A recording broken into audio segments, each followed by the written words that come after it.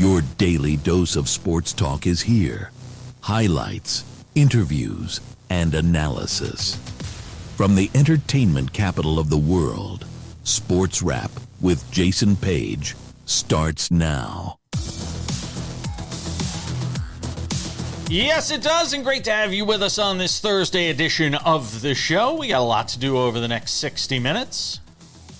We're going to get some hockey in the show today. My man Dennis Bernstein drops by from SiriusXM NHL Radio, thefourthperiod.com. Get into it with him. Sam was all excited to talk hockey today, so I said, we got to get Dennis on the show, so that's what we're doing. Dennis Bernstein will hang out with us. There is some baseball news to get to. Yankees and Mets both making some interesting moves. I'm not trying to be New York-centric here. I host a show based in Las Vegas, but the two big moves in baseball yesterday were made by the Yankees and the Mets, so we will get to that coming up a little later on. A bizarre story out of the NFL involving the 49ers. The sublime and the ridiculous. We'll get to both of those. Some tennis to talk about in odds and ends, but we start things out as we always do. It's time for the big story.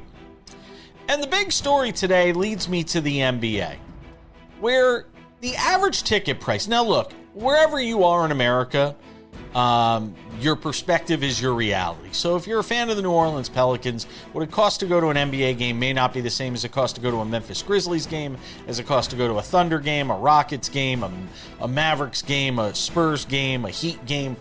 It's different everywhere. Teams can price tickets where they see fit and where the demand is. And people will either pay the freight or they won't pay the freight. And that shows up when we get to the end of the year and we look at the average, attendance for some of these teams. But to go to a New York Knicks game, I want you to think about this for a second.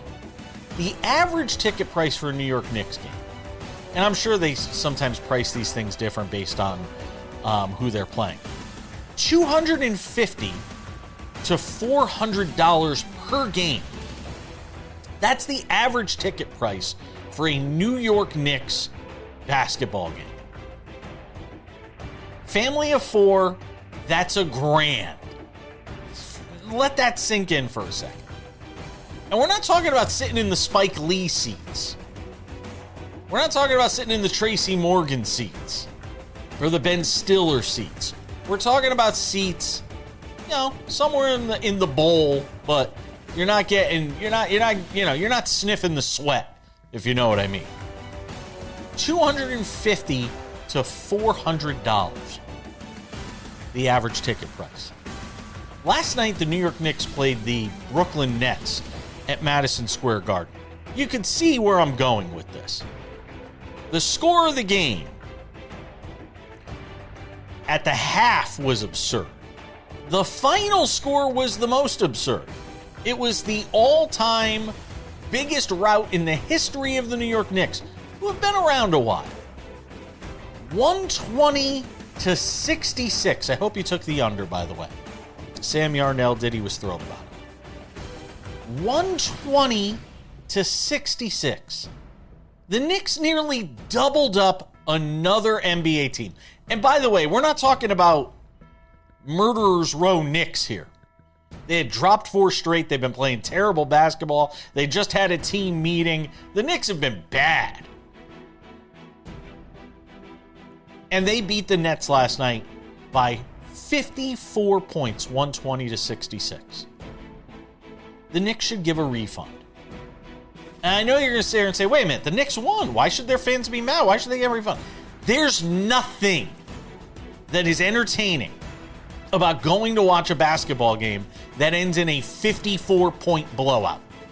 I don't care if it's against your biggest rival, your most hated foe, if it's a playoff game, I don't care.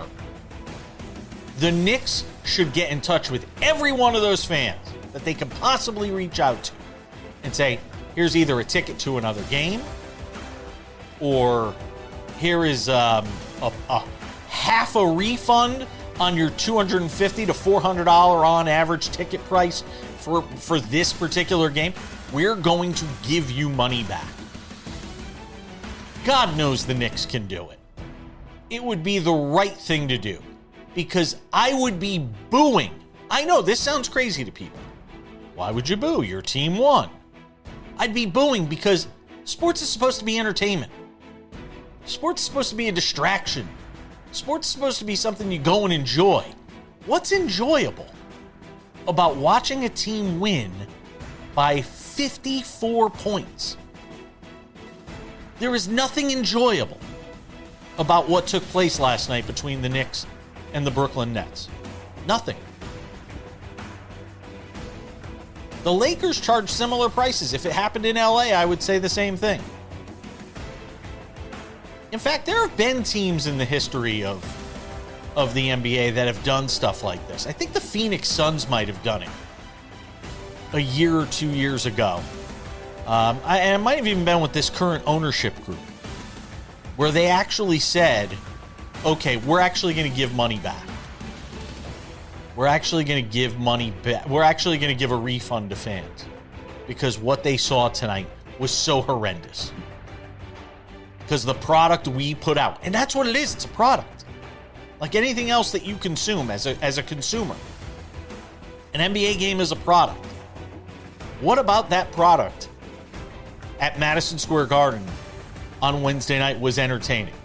I guarantee you, if we polled fans, 9 out of 10 would say, that's not entertaining. Look, everybody's sitting on their hands. It's 106-61 with 4 minutes left in the game.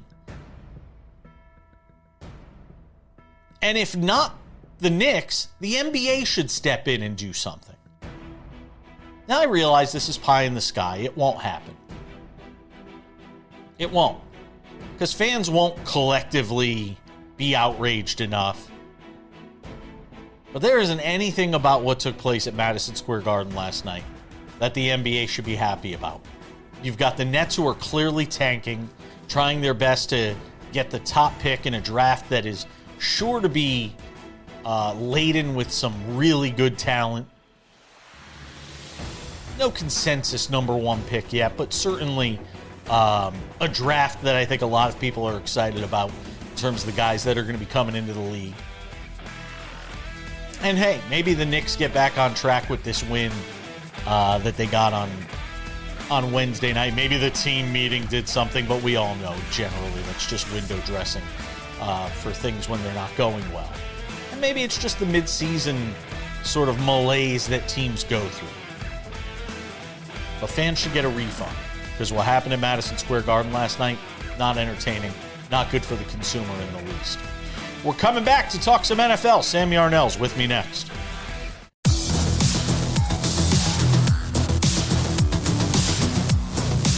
Welcome back to the show. Good to have you all with us on this Thursday. Coming up in 10 minutes, we're talking pucks. Dennis Bernstein, thefourthperiod.com, SiriusXM NHL Radio. We'll drop by, and I'll pretend I know something about hockey.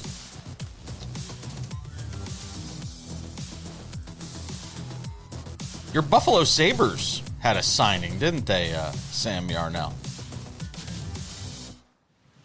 Just nodding your head looks great on TV, by the way.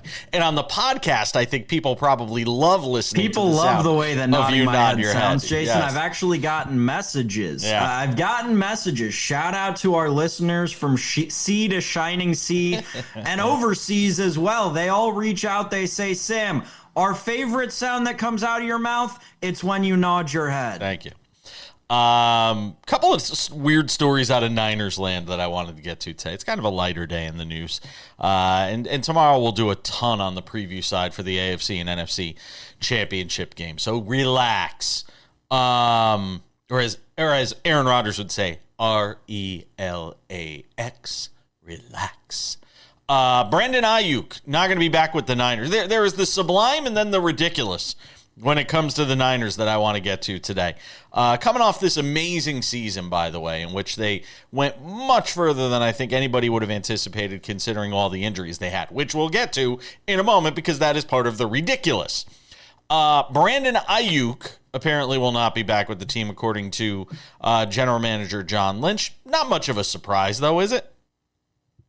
Not at all. This is something that if people who follow the 49ers, I'm sure 49er fans, but anyone who follows the team with any degree of sincerity knows that this is a relationship that's been on the outs since, quite frankly, the end of last season. They talked about trading him in the offseason, and then there was the fallout at the beginning of the season. He never suited up for the team.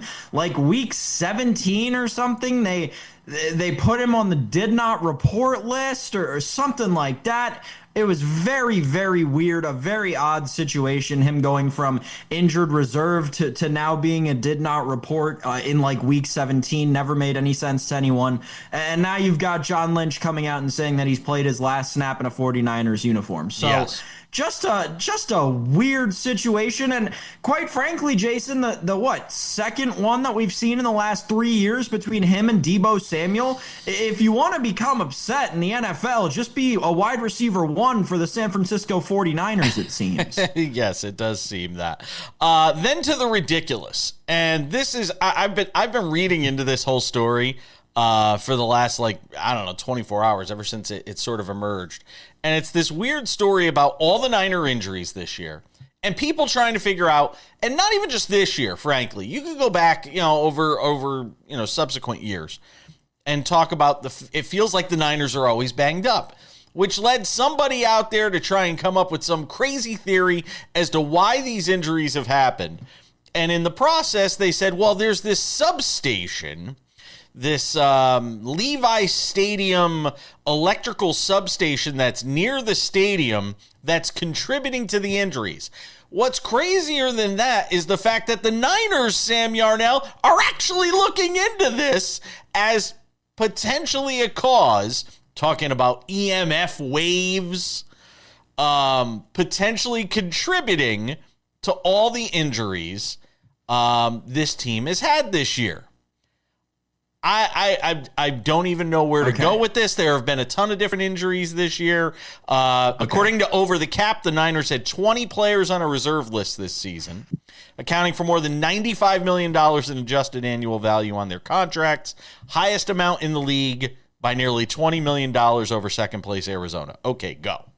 Okay, so for people who are very online, this is a story that went viral about a week and a half ago. Yes. It was like January, at the beginning of January. This guy named Peter Cowan has a tweet where he talks about this electrical substation being next to the 49ers practice facility. It goes mega viral solely because the Niners have had a lot of injuries this season. Well, someone broke it down, and it turns out they actually have like the fourth most injuries this season, and the three teams below them have no electrical substation anywhere within a quarter mile of their training facility. The Washington Post, the great journalists, I emphasize journalists, over at the Washington Post, sports journalists, did a wonderful article that you can go and read, and where they interviewed 3 different scientists, not circadian life coaches, which is what Peter Cowan claims to be, right? They interviewed 3 different scientists, all of whom said this was, at best, improbable. So no, this has no real connection. It is very fun for we the fans to go around and blame all of the different injuries on all these different things. The fact of the matter is, it almost always comes down to athletic training staff and how much ownership is willing to invest in that. There's actually a direct correlation with how much money teams spend on athletic training staff and how little injuries they have. I used to basically live on top of like a Superfund site over in when I lived in Brooklyn. So I'm waiting for a third ear to sprout out of my head any day now, or a third nipple or something like that to pop out of my head, to pop out of my chest one of these days. Who knows? Maybe it'll happen. Maybe this is good news for the Chiefs. If you believe in, what was once old is new again. Eric Bieniemy coming back to run the offense. What do you think, Sam? I'm scared. I'll tell you this, Jason. It scares me. I think if there's one person that can fix everything that's gone wrong with the Chiefs over the course of the last 2 years, it's that guy. And as a fan of another AFC team, I'm terrified of the Chiefs already heading into next year. Yeah. Last but not least, there are MVP awards and all these different things that we're finding out about today. Christian McCaffrey, the first player to be a finalist for 3 AP NFL awards in the same year, Sam Yarnell, including Most Valuable Player Award. They'll announce it on February 5th at NFL Honors. McCaffrey, finalist for Offensive Player of the Year, also Comeback Player of the Year. Sam, does he win any of them, though? He'll Maybe win. comeback? I was just thinking about that. Comeback? He'll win Comeback Player of the Year. Yeah. It's nice that they put him in the race for the MVP and the OPOY, but be realistic, he doesn't have a shot at either of those. Yeah, I agree with you on that. All right, we have hockey to talk about coming up here in a couple of minutes. Our man Dennis Bernstein fighting a cold, but he's still here to hang out with us. We're going to get his thoughts on all things hockey. The Rangers general manager recently made an apology to the team. I actually watched a little hockey last night. Watched the Kraken and the Islanders over on True TV. We'll talk some hockey with Dennis Bernstein next.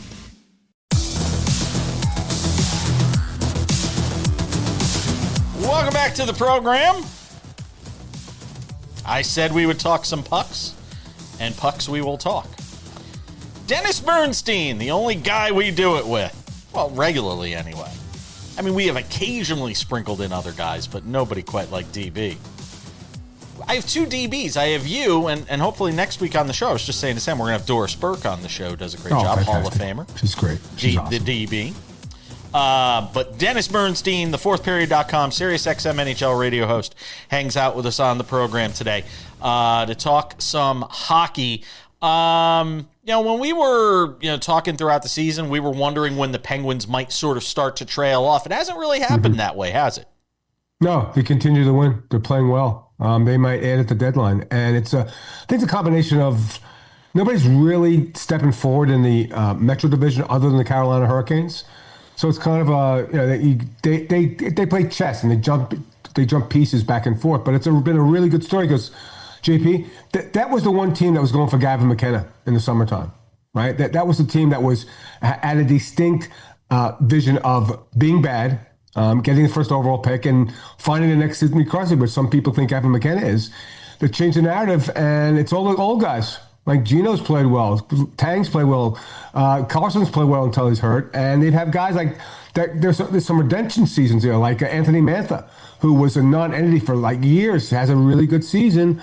And it's been interesting. They went and got Stuart Skinner that his numbers are any better, but they're playing well for Darnaz, who you could really make a case for the coach of the year. If this roster, as old as it is, and with the holes in it, if they make the playoffs and they're a top 3 seed in the Metro, that's a great coaching job by him.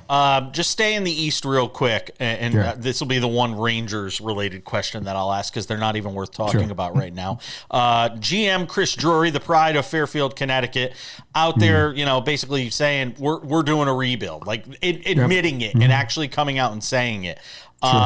Were you surprised by that, and how long does it feel like this process is going to take for the Rangers?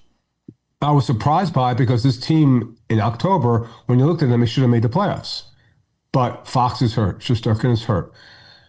When they chant your name to fire you in the building, you probably have to do something. So he wrote a letter. I get it. Now, why did the moves behind the letter? That's the question. I think it was 6 years ago they wrote the first letter, and I think a couple weeks after that they won the first overall pick, and Lafreniere was the first overall pick. And Jason, he's on the third line in New York. He hasn't delivered. Right, so it's been a combination of things here.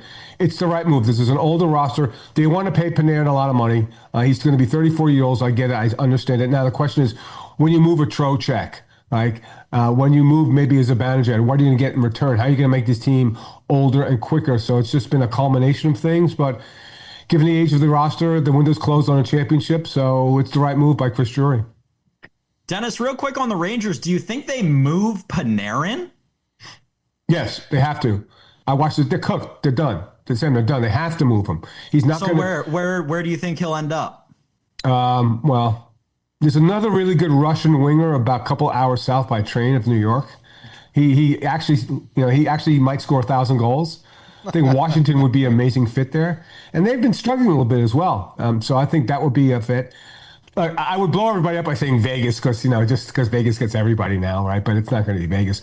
Maybe a team like Dallas, but I think Washington would be a really nice fit. There's been some talk here in Los Angeles about Panarin because the offense is so woeful. It's 30th in the league. But I wouldn't give up a lot of futures because, you don't want to prop up a team that is just an average team. So I think Washington, which had a really good season last year, I think that might be a nice logical fit for that team. Dennis, a team that is certainly exceeding expectations this year. The Buffalo Sabres, my Buffalo Sabres, they fired Kevin Adams. They brought in or promoted Jarmo Kekalainen and took off like a rocket ship. What have you seen out of this organization this year? And tell me, is this the year the drought ends? Mm-hmm. Well, I used to joke, and Jason knows this, I used to joke that every night before I go to sleep, I say a prayer for Sabres fans because it's been that long, right? And there's no connection between Adams getting fired and his team taking off. Right? It's not. You know what the connection is? Getting saves from your goaltenders. Imagine that. You get saves, you win games. And that's what's happened. UPL with Ellis, it's been this team always had talent. They finally put it together. They have 2 first overall picks on the blue line. In Power and Dahlin. Dahlin's played great. Tage Thompson has been fantastic. It's a talented team that's put it together. I think they'll make it. I really do. Now, there's some teams on the outside looking in, like a Washington, like a Toronto, that will have some say with respect to that. I don't think they're a top 3 team in the division because you look at the top 3 in the Atlantic, and I think it's going to stay that way. But this is the year. And the best thing, Sam, the building's full again because those fans deserve some really good hockey, and they're getting it right now from the Sabres. We talked about the Rangers. Let's talk about the team across the river in New Jersey for a second, Dennis. Just as it seems like they're getting momentum, they win 4 of 5. There's another wrinkle in this Luke Hughes situation. Unreal. How bad is everything in New Jersey right now? Well, I'll say it's bad, but I want to say one thing about accountability. Like, this team's underachieving. And one of the reasons they're underachieving, if you wanted to change the roster, Tom Fitzgerald, who's the GM there, he's given 13 players some level of no trade protection, which is unheard of. So you can't move these guys around. It's crazy. They've had so much bad luck with injuries. I picked them to go to the Cup final against Colorado. That's not going to happen.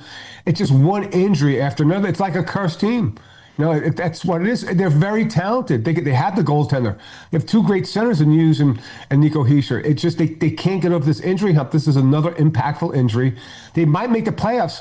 But even if they do, Sam, I don't consider them a threat. I'm not sure what's going on. But, Tom Fitzgerald, at least he's been accountable for the team's regression this season.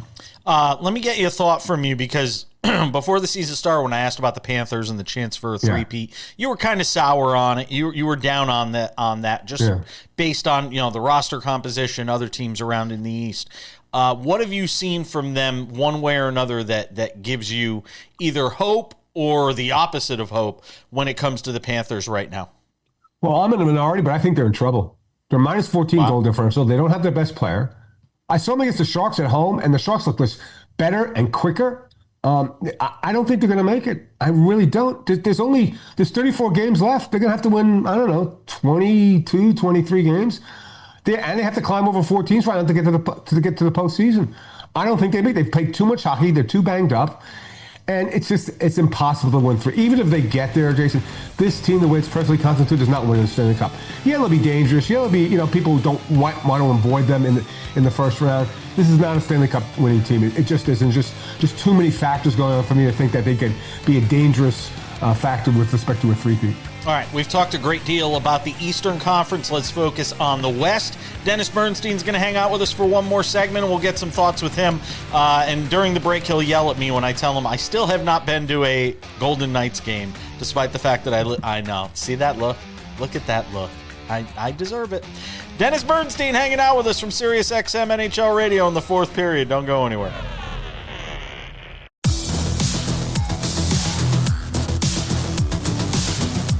Coming up in 10 minutes, we're going to talk about Dennis Bernstein's second favorite subject after the NBA, which is baseball. Yankees and Mets made big news yesterday. I love to do anything I can to needle our friend Dennis Bernstein. The NBA. Loves the NBA. Oh, yeah. They saw the 4 nations and they said, we're going to do that, only we're going to do it for our All-Star game. Yeah. Great. Great. Come on, Dennis. Say something, please. NBA Cup. Two words. Yes, let's go. Not quite the Stanley Cup. That's what I'm going to say. All right, fair enough. The Avalanche. Last time I talked to you, you were kind of concerned because the injuries were starting to mount as we were talking about this amazing season they've had. 34-5, 9 overtime losses. They have 77 points. Their goal differential's blowing everybody else out of the water. What do you see right now when you talk about sort of this historic pace they've been on? Well, they're just running in place right now, right? There's 34 games left. They've actually played 500 hockey the last 10 games. They're 5-3-2. They scored 1 goal against the Ducks, and Ducks give up like 9 goals a game. Although Ducks, all kidding aside, they've been better defensively all this last year. And Ducks have won 5 straight. They're back in the playoff race in the Pacific. They're actually 3rd place right now. It's just, don't get guys hurt. It's as simple as that. Like, they're the best team. They're the deepest team. You can't keep playing it at 800. I don't even think it's healthy to play at this pace, to be honest, Jason. You got to take your foot off the pedal, and that's the danger in the last 34 games. The only danger with this team is I've seen it happen a lot in this league. Teams down the stretch are doing really good, that really have nothing to play for, take the foot off the pedal, and they can't get back on the pedal. Now, first round, right now they play Utah or Seattle. That's a sweep, right? But the second round, what is it, Dallas and Minnesota, which I think would be Dallas. That's the only concern about this team. If they're fully healthy, they're going to win it all. I'm going to be in Denver for the Cup final in June. That's how deep and dangerous this team is. And you watch McKinnon, even last night, when you watch McKinnon and Makar, I think they had 45 shots on Lucas Dostal, who had a great game last night. He's the number 1 star by far. They're just so dangerous. They're almost unstoppable, Jason. So I think Bednar has a really difficult coaching job here because you've cleared everybody. Like, this is not competitive in this division. You're going to be, like, how do you handle the last 34 games to get you ready for game 83? So, Dennis, how many wins do you expect them to finish with? It's almost mathematically impossible for them to break the Bruins record at this point. But, like, 60 wins? What are you ballparking that right now in terms of remaining healthy enough, as you're talking about, to be a viable option still in the playoffs? Well, Sam, I don't think it matters. They've got, 34 games left. So if they go like 25, so they'll win 59, 60 wins. Doesn't matter. That's 120 points. It's 129 points. They don't need to break. Who cares? You know what? If they want to hang a regular season banner, that's great. That's the only thing it will accomplish. You have to. Bednar's job is to prepare this team to be ready for game 83. That's all it is. So if you win 30 games or I wouldn't want my team to play at the same pace. I really, because all it does is set you up like, oh, this team never loses. They're a powerhouse. They're never going to lose. You don't want to do that. I think if I was Bednar, I might play the psychological game and want my team to lose more games, saying, oh, maybe there's a little bit of flaws and maybe this isn't the greatest team ever, right? I don't. At this point, it's sealed. You don't want to care about the regular season. You want to prep your team for the playoffs because it's still a very difficult route. What does it mean? What would it mean for the league to have Macklin Celebrini in the playoffs?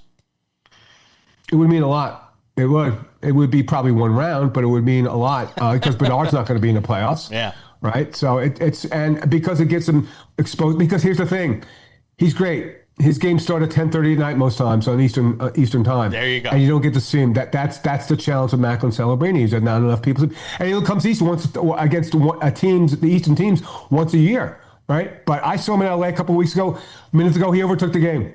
Scored a tying goal with a minute left. Made a great play to Eklund to win the game. He's going to be a finalist for the MVP. He is in the second. That's how great this player is. It's going to be McDavid, Celebrini, and I think Nathan McKinnon is going to win it. But he is something to watch. So even if you're on the East Coast time, maybe stay up late to watch this guy play a couple times because he's really that good.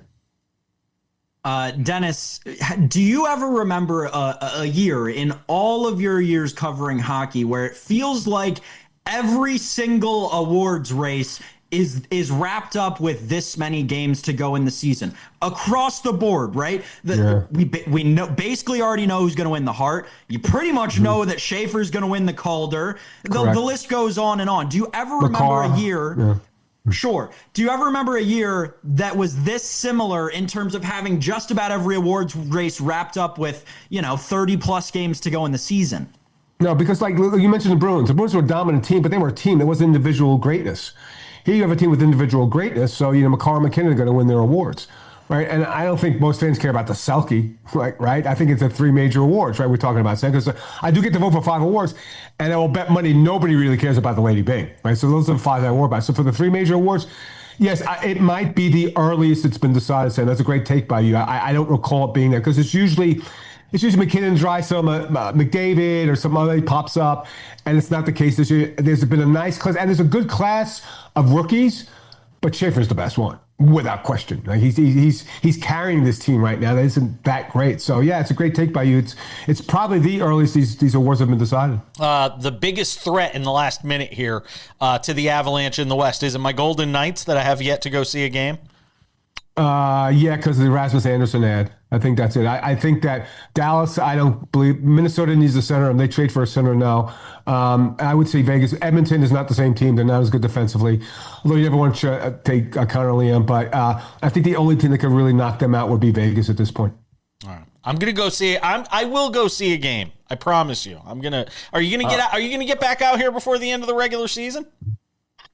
Yes, I'm taking my grandchildren to see the Wizard of Oz at Sphere. You're such a good grandfather.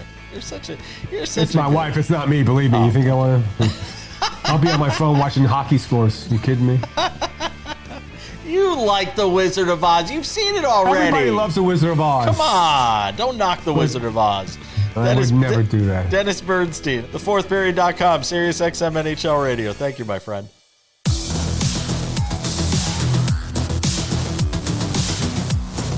We'll wrap things up with some odds and ends coming up 10 minutes from now. Tennis, anyone? If I look blurry-eyed today, it's because I was up until the wee hours of the morning on the West Coast, mind you, watching one particular match at the Australian Open. We'll get to that coming up. Also, what was going on with Naomi Osaka and her opponent last night? I'm going to do the one thing you're not supposed to do when you talk about women getting into a brouhaha with each other. It felt a lot like that. So we'll get to that coming up. Sam Yarnell, I am not trying to be New York-centric here when I say this, because I know you're a huge fan of New York sports and New York sports fans, New York City sports fans in particular, and the way they conduct themselves. I know you're a huge fan of that. So I do not bring this up to try and trigger you in any way. But the big baseball news from yesterday came from the two New York baseball teams. So we have to give them some love. And I know there's New York baseball fans all over the country and probably even watching us in Canada and however you may be consuming this show. The Yankees, well, we'll start with the Mets trade first because that was the way I put it into the pre-production. So let's give you Freddie Peralta. The Mets go and trade for an ace. They go and deal for Freddie Peralta, Jet Williams, and Brandon Sproat going to the Brewers. And Williams is considered, those are considered actually a couple of good prospects.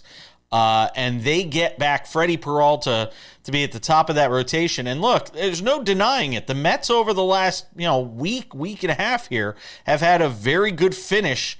If this is sort of the end for them when it comes to the MLB hot stove and this offseason, Sam.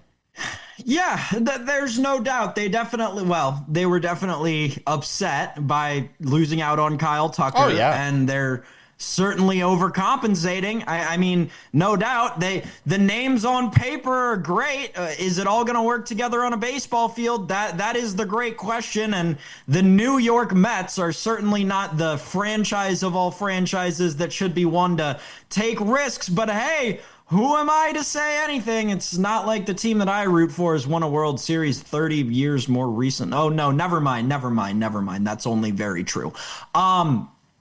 Here's the thing, right? From a Brewer standpoint, they play such chess up there in Milwaukee. They really, really do. You have to look at what Corbin Burns did, right? I think that's the only like maybe Brandon Woodruff stayed around for a long time within this new era of Brewer baseball. It feels like the Corbin Burns ousting, I should say, is the most comparable. And I mean, look, he went to Baltimore and finished fifth in Cy Young and had a sub-3 ERA. I think that's probably the ceiling for what he could do. I think the floor is probably Corbin Burns this past year, who made 8 starts. The thing about Milwaukee is, and you have to understand this when trading with them, they right now are the Tampa Bay Rays of the National League. I've been saying it for a year, man. all they do is outsmart teams in terms of players. So I don't know. It feels like the Mets are stepping on a landmine, but that might just be because I have the perception that the Mets do that every year, just like they did at the end of last season, Jason. Can I just say I'm psyched? We're like less than a month from baseball season, and the World Baseball Classic is like right around the corner. And the same way Pat McAfee likes to like go, we love football, and football's the greatest thing ever, and they talk all, meatheadish on their show about football. I feel the same way about baseball. It just can't get here fast enough. As much as I am lamenting how bad the Yankees offseason has been, and it's been bad, when the best thing you've done is bring back one of the players you had on your roster last year, I have lots of reasons to not be happy about the baseball. I can't wait for baseball to start. But Sam. I think I would normally agree with you. Like every other season, I would have agreed with you. It just feels like it feels like going into this season, there's a cloud. There's a big dark cloud looming over everything. Yeah, and I get it. Yeah, like maybe there's some solace and appreciate it while you still have it, but I don't know. It's just this season more than any, and having you and I talked about this for a couple of years that this would ultimately be the case. Yeah. This season more than any just feels tainted almost. You more so than me. So I'll give you credit. You've talked about it a great deal. The Yankees, as I mentioned, are bringing back Cody Bellinger, and apparently the market for Cody Bellinger wasn't as good as the market for Cody Bellinger thought he was going to get. And not that I'm crying for the guy. He's getting 5 years and $162.5 million, but he thought he was getting more, and I think he thought there was going to be more bidders. And it's always interesting when these things happen, as they sometimes do, where the market just doesn't bear out what a lot of these guys think they're going to get, Sam. Yeah, listen, if I'm a Yankee fan, I'm actually very happy with this move. And obviously, Cody Bellinger, I'll tell you why, but go ahead. He's coming off of his second highest WAR season. Mm-hmm. Aside from, what a lot of people argue is one of the best seasons, like top 30 individual seasons in Major League history. I don't know, man. It feels like Cody Bellinger is a guy who the Yankees can be what they wanted Juan Soto to be. Not the MVP contender, but he can complement that lineup the way that they need. I don't mind this signing at all.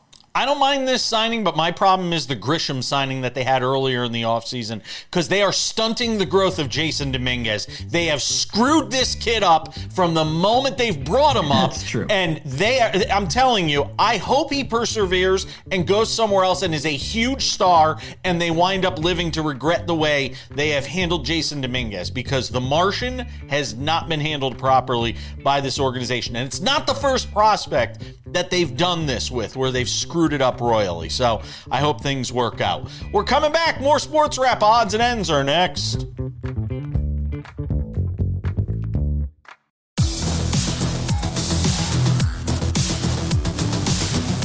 Just about time to put the wraps on this Thursday edition of Sports Wrap. On Friday, as always, my friend Robert Lital, the founder of Black Sports Online, will hang out with us. Get some thoughts with him on the top stories of the week. Some of the good, bad, and ugly from the week in sports.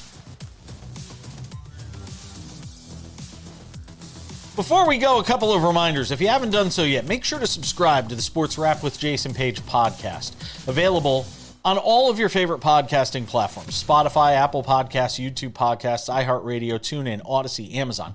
Anywhere you get a podcast, you can listen to this show Monday through Friday in its audio form. It works well even when Sam is just nodding his head on camera and forgetting that it is actually an audio podcast as well. So make sure to go and subscribe to that. 45 minutes. It's there for you every day, early in the afternoon. Also, the Sports Wrap with Jason Page YouTube channel. This is the place for all things Sports Wrap. We have the Monday through Friday TV version of the show available early every afternoon. It is there for you. Go and check it out. It's got all the wonderful things you love about the TV version of the show, and it's available on YouTube. Commercial-free, Monday through Friday. In addition, on our YouTube channel, we also have Sports Wrap Shorts. These are 1 to 3 minute long verticals They're easy to consume. They're quick. When news breaks, sometimes we can't get it into the show because the show has already been sent out to our TV affiliates all over the country. This is why we have SportsWrap Shorts. News breaks, we're right there on YouTube with SportsWrap Shorts to give you the story, analysis, quick and easy. Go and subscribe to SportsWrap with Jason Page YouTube channel and check out SportsWrap Shorts. We cover the biggest stories, the biggest games every day. Also, SportsWrap Shorts available on our TikTok, SportsWrap Jason Page, and on our Instagram, you guessed it, SportsWrap Jason Page. And without any further delay, on this Thursday edition of the show, it's time for some odds and ends. Odds and ends. Let's talk tennis. Wow.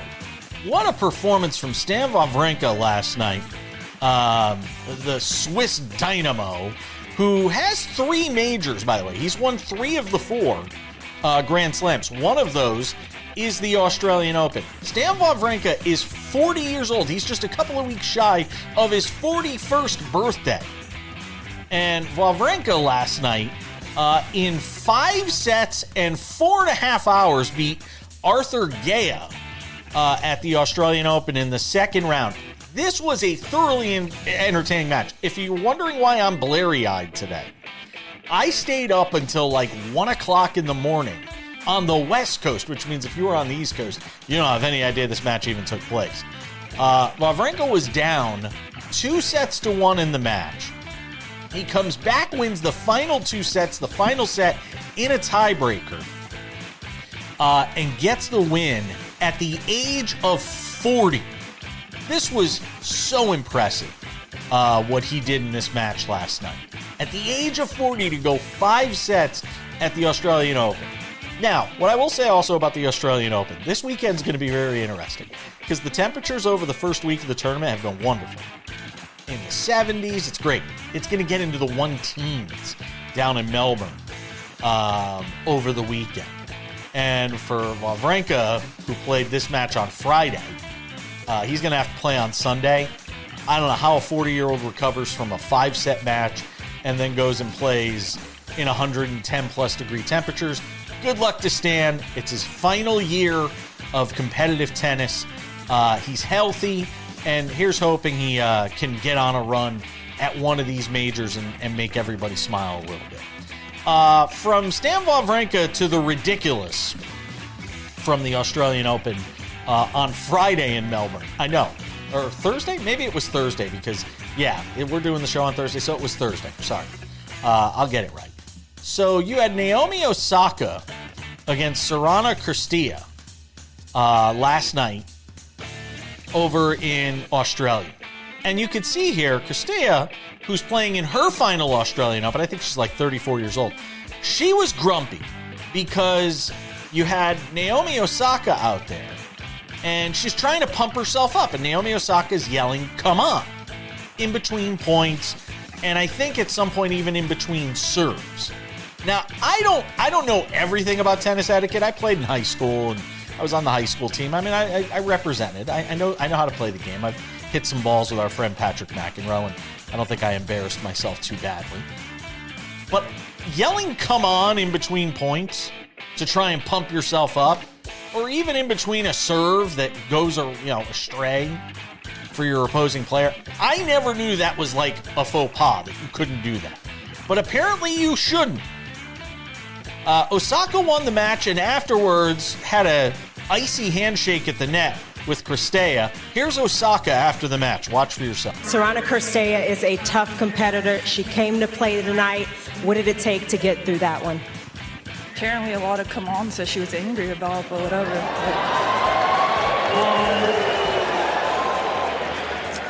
I mean, I tried to play well. I think I hit a lot of unforced errors, but I tried my best. She's a great player. I think this was her last Australian Open, so... Okay, sorry she was mad about it, but...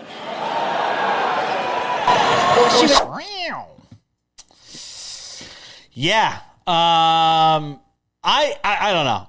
Look, you might want to go after Naomi Osaka, and she apologized for the way she answered that question at the end. I have no issue with her trying to pump herself up during the match. You do what you have to do to motivate yourself. Be happy. You're in Melbourne, Australia. We got to go. Thanks to Dennis Bernstein, Sam Yarnell, all of you at home for watching. I'm Jason Page. That's Sports Wrap. We'll see you tomorrow.